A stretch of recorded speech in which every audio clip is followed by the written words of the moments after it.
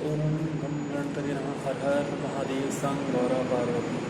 ओम नमः शिवाय। शिव जी के सभी गणों, दूतों और आप सभी जिज्ञासु मेरा नमन है। जैसा कि आप जानते हैं, मैं नित्य प्रति शिव पुराण का पाठ करता हूँ। अभी हम रुद्र संहिता पढ़ रहे हैं और रुद्र संहिता का जो अध्याय हम पढ़ने जा रहे हैं बहुत महत्वपूर्ण है, क्योंकि इसमें हम बात करेंगे शिव पूजन की विधि और उसका फल।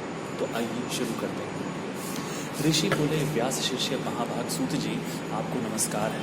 आज आपने भगवान शिव की बड़ी अद्भुत एवं परम पावन कथा सुनाई है। दयानिधे, ब्रह्मा और नारद जी के संवाद के अनुसार आप हमें शिव पूजन की वह विधि बताइए जिससे यहाँ भगवान शिव संतुष्ट होते हैं। ब्राह्मण, क्षत्रिय, वैश्य और शूद्र सभी शिव की पूजा करते हैं। वह पूजन कैसे करना चाहिए? आपने व्यास जी के मुख से इस विषय को जिस प्रकार सुना हो वह भी बताइए। महर्षियों का वह कल्याणप्रद एवं श्रुति सम्मत वचन सुनकर सूत जी ने उन मुनियों के प्रश्न के अनुसार सब बातें प्रसन्नतापूर्वक बताई। सूत जी बोले, मुनीश्वरों, आपने बहुत अच्छी बात पूछी है, परंतु वह रहस्य की बात है। मैंने इस विषय को जैसा सुना है और जैसी मेरी बुद्धि है उसके अनुसार आज कुछ कह रहा हूँ। जैसे आप लोग पूछ रहे हैं उसी तरह पूर्व काल में व्यास जी ने संत कुमार जी से पूछा था, फिर उसे उपमन्यु जी ने भी सुना था। व्यास जी ने शिव पूजन आदि जो भी विषय सुना था उसे सुनकर उन्होंने लोकहित की कामना से मुझे पढ़ा दिया था। इसी विषय को भगवान श्री कृष्ण ने महात्मा उपमन्यु से सुना था। पूर्व काल में ब्रह्मा जी ने नारद जी से इस विषय में जो कुछ कहा था वही इस समय मैं कहूँगा। ब्रह्मा जी ने कहा, नारद, मैं संक्षेप से लिंग पूजन की विधि बता रहा हूँ, सुनो। जैसे पहले कहा गया है, वैसा जो भगवान शंकर का सुखमय, निर्मल एवं सनातन रूप है उसका उत्तम भक्ति भाव से पूजन करें। इससे समस्त मनोवांछित फलों की प्राप्ति होगी। दरिद्रता, रोग, दुख तथा शत्रुजनित पीड़ा, ये 4 प्रकार के पाप कष्ट तभी तक रहते हैं जब तक मनुष्य भगवान शिव का पूजन नहीं करता। भगवान शिव की पूजा होते ही सारे दुख विलीन हो जाते हैं और समस्त सुखों की प्राप्ति हो जाती है। तत्पश्चात समय आने पर उपासक की मुक्ति भी होती है। जो मानव शरीर का आश्रय लेकर मुख्यतः संतान सुख की कामना करता है उसे चाहिए कि वह संपूर्ण काव्य और मनोरथ के साधक महादेव जी की पूजा करें। ब्राह्मण, क्षत्रिय, वैश्य और शूद्र भी संपूर्ण कामनाओं तथा प्रयोजनों की सिद्धि के लिए क्रम से विधि के अनुसार भगवान शंकर की पूजा करें। प्रातःकाल ब्रह्म मुहूर्त में उठकर गुरु तथा शिव का स्मरण करके तीर्थों का चिंतन एवं भगवान विष्णु का ध्यान करें। फिर मेरा, देवताओं का और मुनि आदि का भी स्मरण चिंतन करके स्त्रोत पाठ पूर्वक शंकर जी का विधि पूर्वक नाम लें। उसके बाद शैया से उठकर निवास स्थान से दक्षिण दिशा में जाकर मल त्याग करें। उन्हें एकांत में मलोत्सर्ग करना चाहिए। उसे शुद्ध होने के लिए जो विधि मैंने सुन रखी थी उसको आज कहता हूँ। मन को एकाग्र करके सुने। ब्राह्मण बुधा की शुद्धि के लिए उसमें 5 बार शुद्ध मिट्टी का लेप करें और धोए। क्षत्रिय 4 बार, वैश्य 3 बार और शूद्र 2 बार विधि पूर्वक बुधा की शुद्धि के लिए उसमें मिट्टी लगाएं। लिंग में भी 1 बार प्रयत्न पूर्वक मिट्टी लगानी चाहिए। पश्चात बाएं हाथ में 10 बार और दोनों हाथों में 7 बार मिट्टी लगाकर धोएं। तात प्रत्येक पैर में 3-3 बार मिट्टी लगाएं। फिर दोनों हाथों में भी मिट्टी लगाकर धोएं। स्त्रियों को शूद्र की ही भांति अच्छी तरह मिट्टी लगानी चाहिए।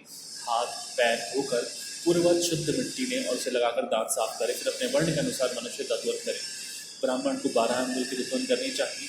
क्षत्रिय 11 अंगुल, वैश्य 10 अंगुल और शूद्र 9 अंगुल की दत्वन करें। यह दत्वन का मान बताया गया है। मनुस्मृति के अनुसार काल दोष का विचार करके ही दत्वन करें या त्याग दें। तात षष्ठी, प्रतिपदा, अमावस्या, नवमी, व्रत का दिन, सूर्यास्त का समय, रविवार तथा श्राद्ध दिवस ये दंत धावन के लिए वर्जित है। इनमें दत्वन नहीं करनी चाहिए। दत्वन के पश्चात तीर्थ, जलाशय आदि में जाकर विधि पूर्वक स्नान करना चाहिए। विशेष देश काल आने पर मंत्रोच्चार पूर्वक स्नान करना उचित है। स्नान के पश्चात पहले आचमन करके वह धुला हुआ वस्त्र धारण करें। फिर सुंदर एकांत स्थलों में बैठकर संध्या विधि का अनुष्ठान करें। यथा योग्य संध्या विधि का पालन करके पूजा का कार्य आरंभ करें। मन को सुस्थ करके पूजा गृह में प्रवेश करें। वहाँ पूजा सामग्री लेकर सुंदर आसन पर बैठें। पहले न्यास आदि करके क्रमशः महादेव जी की पूजा करें। शिव की पूजा से पहले गणेश जी की, द्वारपालों की और दिक्पालों की भी भली भांति पूजा करके पीछे देवताओं के लिए पीठ स्थान की कल्पना करें। अथवा अष्टकमल दल बनाकर पूजा द्रव्य के समीप बैठें और उस कमल पर ही भगवान शिव को समासीन करें, यानी कि पदासीन करें। तत्पश्चात 3 आचमन करके पुनः दोनों हाथ धोकर 3 प्राणायाम करके मध्यम प्राणायाम अर्थात कुंभक करते समय त्रिनेत्रधारी भगवान शिव का इस प्रकार ध्यान करें। उनके 5 मुख हैं, 10 भुजाएं हैं, शुद्ध स्फटिक के समान उज्ज्वल कांति है। सब प्रकार के आभूषण उनके श्री अंगों को विभूषित करते हैं तथा वे व्याघचर्म की चादर ओढ़े हुए हैं। इस तरह ध्यान करके यह भावना करें कि मुझे भी इनके समान की रूप प्राप्त हो जाए। ऐसी भावना करके मनुष्य सदा के लिए अपने पाप को भस्म कर डालें। इस प्रकार भावना द्वारा शिव का ही शरीर धारण करके उस परमेश्वर की पूजा करें। शरीर शुद्धि करके मूल मंत्र का क्रमशः न्यास करें अथवा सर्वत्र प्रणव से ही षडंग न्यास करें। ओम मध्य इत्यादि रूप से संकल्प वाक्य का प्रयोग करके फिर पूजा आरंभ करें। पाद्य अर्घ्य और आचमन के लिए पात्रों को तैयार करके रखें।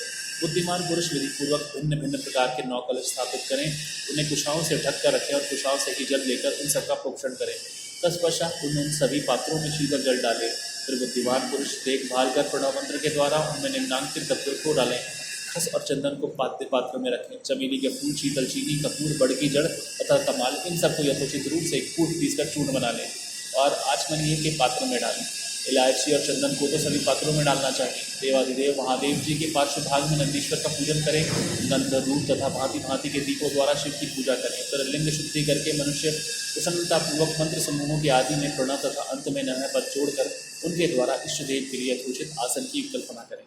फिर प्रणव से पद्मासन की कल्पना करके यह भावना करें कि इस कमल का पूर्व दल साक्षात अणिमा नामक ऐश्वर्य रूप तथा अविनाशी है, दक्षिण दल लघिमा है, पश्चिम दल महिमा है, उत्तर दल प्राप्ति है, अग्नि कोण का दल पराक्रम्य है, नैऋत्य कोण का दल ईशित्व है, वायव्य कोण का दल वशित्व है, ईशान कोण का दल सर्वज्ञत्व है और उस कमल की कर्णिका को सोम कहा जाता है। सोम के नीचे सूर्य है, सूर्य के नीचे अग्नि है और अग्नि के भी नीचे धर्म आदि के स्थान है।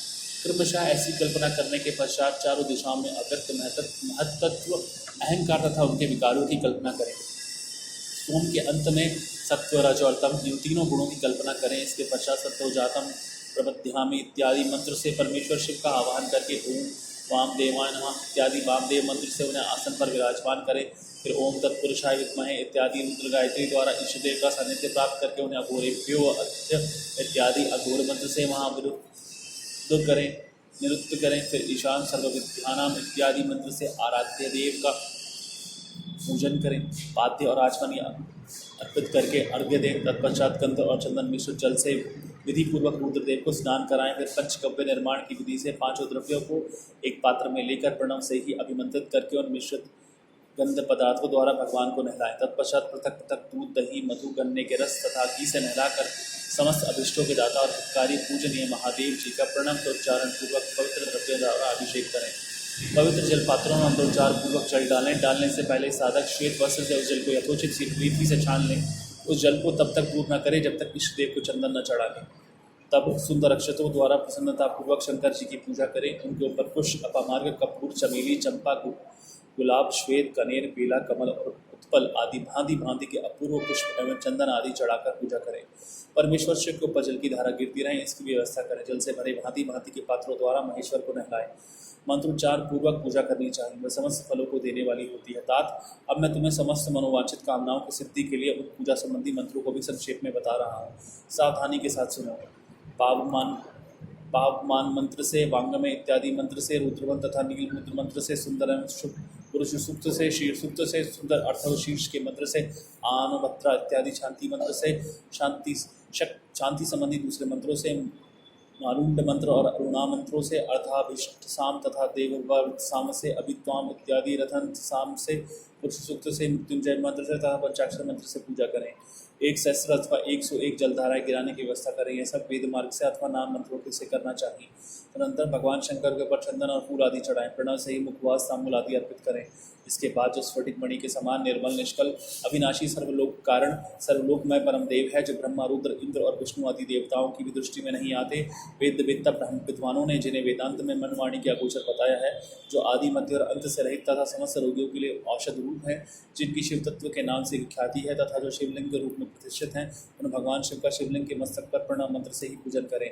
धूप, दीप, नैवेद्य, सुंदर तांबूल एवं सुरम्य आरती द्वारा यथोक्त विधि से पूजा करके स्तोत्रों तथा अन्य नाना प्रकार के मंत्रों द्वारा उन्हें नमस्कार करें। फिर अर्घ्य देकर भगवान के चरणों में फूल बिखेरें और साष्टांग प्रणाम करके देवेश्वर शिव की आराधना करें।